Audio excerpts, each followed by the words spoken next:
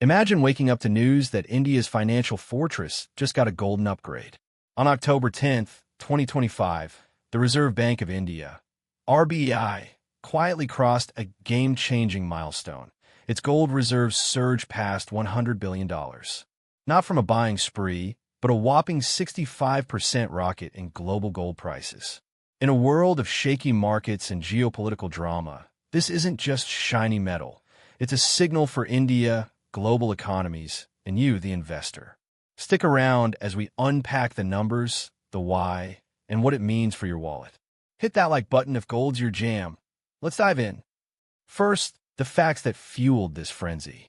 As of September 26th, 2025, RBI held a massive 880.18 metric tons of gold, clocking in at $95 billion. That's 14.7% of India's total foreign exchange reserves, the highest slice since 1996.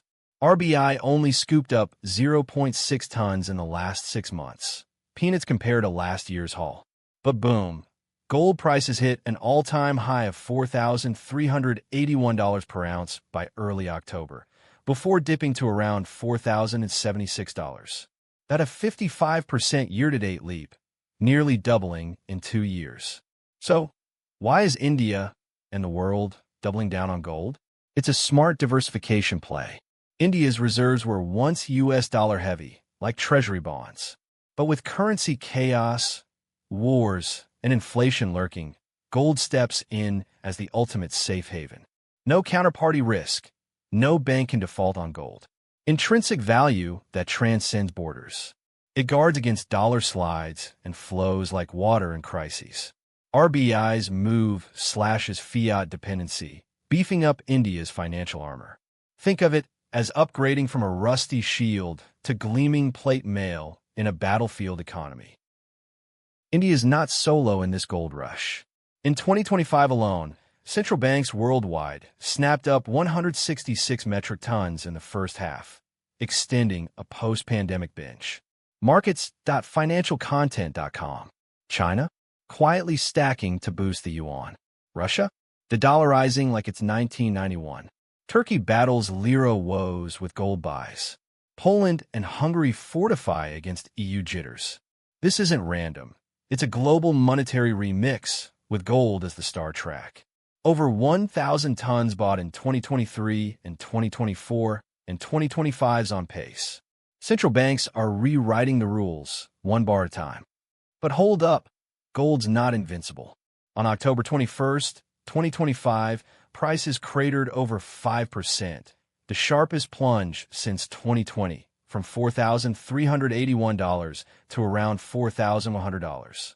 Analysts called it a 4.46 sigma event, rarer than a blue moon, once every 240,000 trading days.